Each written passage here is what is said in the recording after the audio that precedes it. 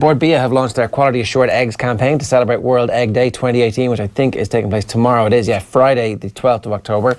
Irish hockey silver medalist Nikki Evans popped in to join us in studio for a chat about the future of the game in Ireland. All right, World Cup silver medalist Nikki Evans is here with us in studio. Nikki, how are you? Hello, good to see you again. This is a flying visit. This is, you're flying in and flying out, but you're based in Germany at the moment.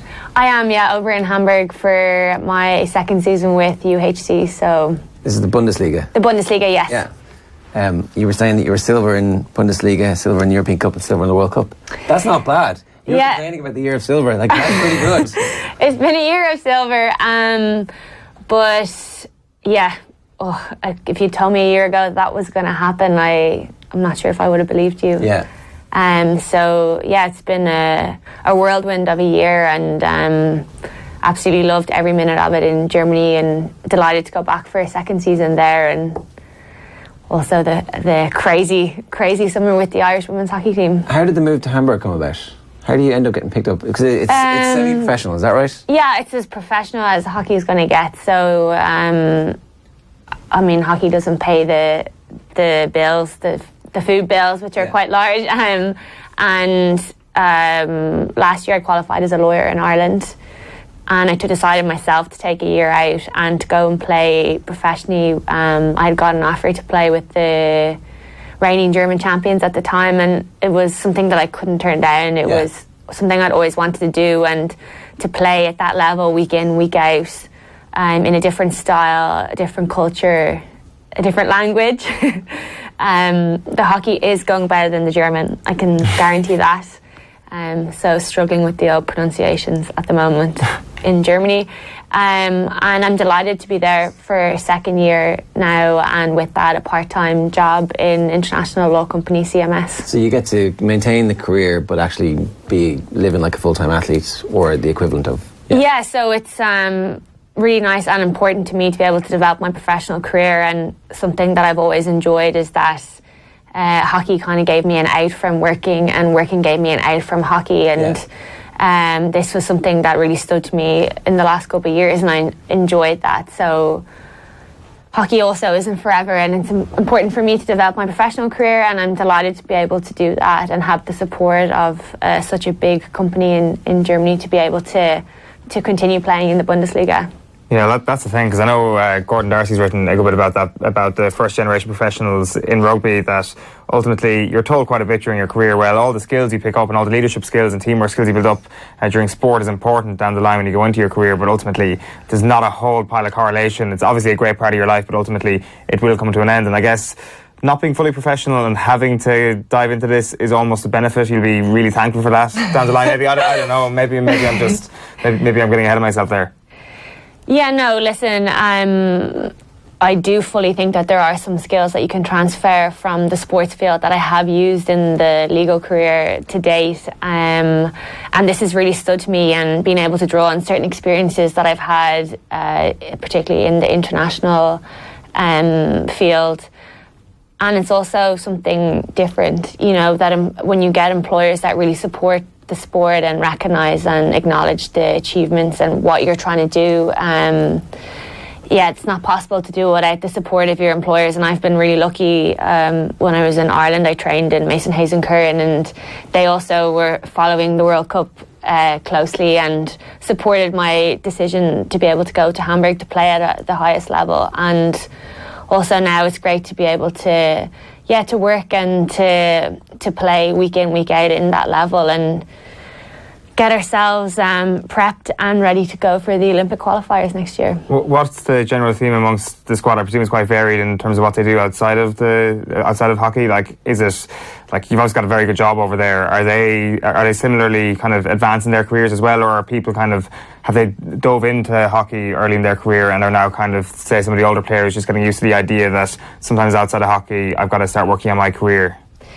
Yeah, I think it was a real eye-opener for me anyway, moving to Germany, to see actually how similar that they operate to us. They all also go to university and have jobs as well, but they're actually really well supported, and so that's maybe where the difference is, that at home here we would train at 5:45, 6 in the morning, and then shower, eat quickly, and then go to work for the day, and then go training again in the evening. So that is a long day. And maybe in Germany we're not quite training at 6 a.m. But at 8 a.m. till 9:30, and then going to work after that for the day. So there's just a little bit more support for the athletes, and also that you're getting more than 5 or 6 hours sleep in the evening, which is just as important as the training itself, being able to recover and to prep yourself for the training. And so for me, it was interesting to see that such a top nation who won bronze at the Olympics, that this was also how they operate as well, that they all work and have those professional careers, which, like you said, it's really important when international sport isn't forever, and you don't know, touch wood, how long you're going to be there for. And so it's important. For me, it was always important to get that professional qualification, to have something to fall back on. Tell us about the summer. At what point in the World Cup journey do you guys all kind of go, holy shit, something special's happening here? Honestly, we were living in a bubble in Canary Wharf. We were having the absolute time of our lives over there, singing Christmas songs, bang smack in the middle of Canary Wharf on a Monday morning when everyone was going to work, looking at a bunch of girls dressed in green, like what are they doing, singing Mariah Carey. And so, we treated the first game like the last game, and I suppose what worked so well for us at the start was that, we weren't, so we'd switch off our social media and things like that, and we were focused on... Is that all a collective decision? Did you all decide, sit down and go, this is the plan, we're going to not engage in social media? Like, how, Yeah, I suppose... Or was that organic? How did that happen?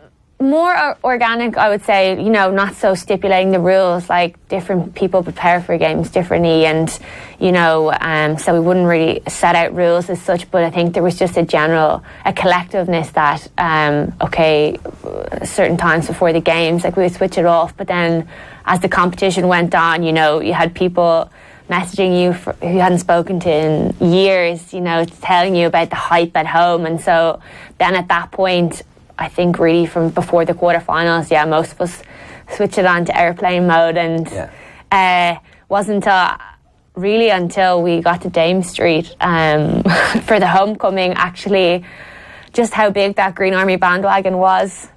Bandwagons are great. They are. I mean, the Irish are great at bandwagons. Like, we do it well, I have to say, of all the nations. It uses the term of abuse, but actually, like, why the hell wouldn't it be?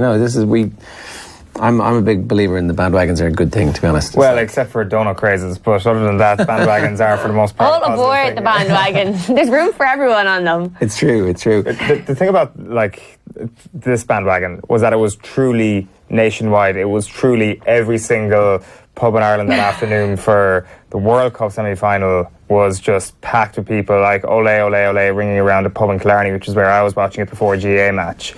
It's penetrated every single fibre of Ireland, it seemed. It was incredible.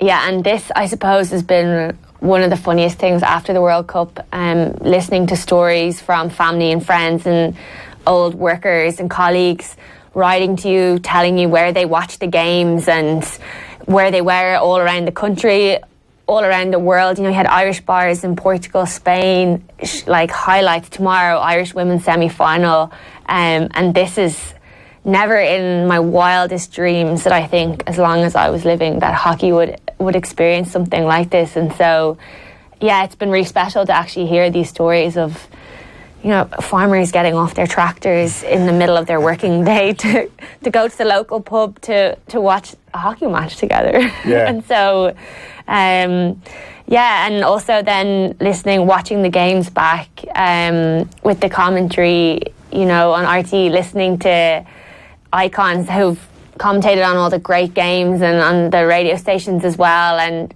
who commentate on all the big sports, and to listen to them commentating about us also was just really special and crazy at the same time. It was almost like so gigantic that the legacy can't be too fleeting. The legacy is something concrete, that it's like next time the hockey team are, say, previously should be in the public consciousness at the start of the World Cup, when really you weren't getting as much coverage as perhaps a World Cup appearance was actually deserving of. Whereas the next time this happens, it's going to be there from the very start. It does feel that the legacy isn't finished. It is something meaningful.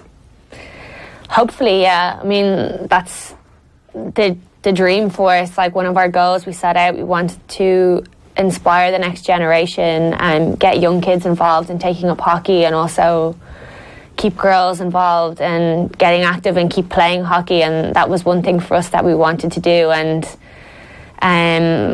little did we think maybe it would have started all so quickly for us. And also then with the coverage that we got out of it, and with our world ranking jumping from 16th to 8th in the world, that it's, you know, and with that then will come an expectation also. Yeah. And some of the top teams in the world maybe will take us a little bit more seriously now. Yeah. And double-edged sword. Yeah, exactly. Definitely. But a challenge that we're relishing to undertake. And, you know, we want, the Olympic Games was always the big one for us. We want to be that first women's team in the Olympic Games, and having come so close for London and Rio,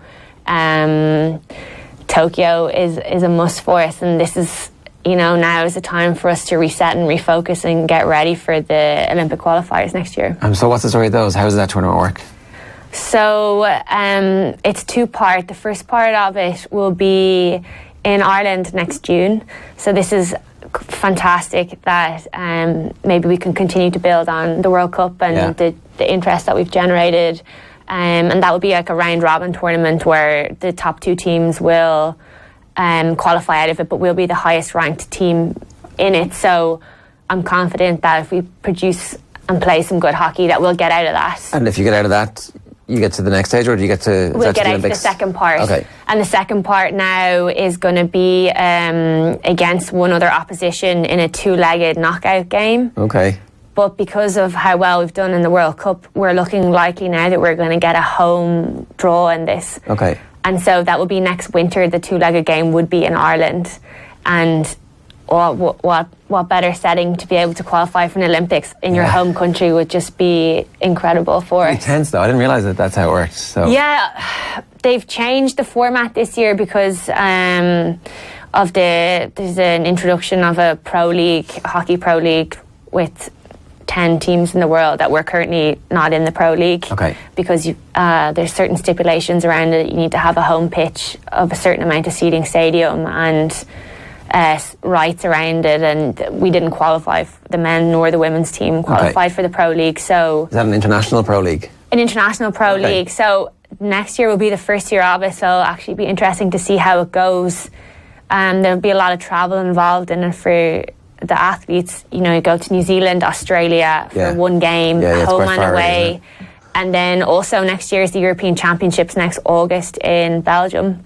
So the winner of the Continental Games also qualifies for the Olympics. But when you're in Europe, 6 of the top 8 teams in the world are in Europe. So it'll be a tough competition for us, but also a great opportunity to play against top teams, particularly hopefully coming out of June, then going to the Europeans and then getting ourselves ready for the Olympic qualifiers then next winter. I have one last question for you. You played loads of other sports as a kid as well, right? I did, yes. And that was important because there's still a lot of people who hothouse their kids, who do the tiger parenting thing. You are going to be this type of person, and we're very dead set against that. But it turns out playing everything's really good for you. Yeah, if there's one piece of information that I can share, it would be to get your kids involved in all sports. When at a young age, you know, let them play everything, let them try everything. I was a late bloomer with hockey, so I didn't start playing hockey till I was 12. Almost by fault, I ran into it in PE class in secondary school, and the hockey stick was halfway up my leg. It was way too small for me, and I was hunched over, and the coach came over to me and was like, you need to go get a stick that actually fits you in the shed. And I was like, well, I haven't a clue, like I've never played this before. But as a kid, my parents, soccer, athletics, tennis, I would have played a huge amount of, and I used to be David Gillick's hair on the UCD track. So I used to have a couple of 100-meter start on him. He used to chase me around the track, and so almost strange then when I met him this summer that I had come full circle from 10 years ago training with him. And you must have been pretty good at track then if you were able to be Gillick's hair. Yeah, well, I played I played tennis at a high level, football and athletics would have been my main sports, and hockey never really had come into it until secondary school. And then I suppose when I had to come to pick one, the team aspect of hockey was what I enjoyed the most. Like training and playing with friends is something, you know, those memories that you create are to last a lifetime, and it's so special to be able to now go to a World Cup this summer with one of my best friends, and to be able to do that is so special. Yeah, well, it's been an amazing year, Nikki. Congratulations. Thanks so much for thank you joining very much. Thanks for having me on. Yeah, no worries. Long may it continue. Yeah. No pressure. There is a bit of pressure now. There's a little bit of pressure. We're already through to the Olympics. No, not just yet. We had a good.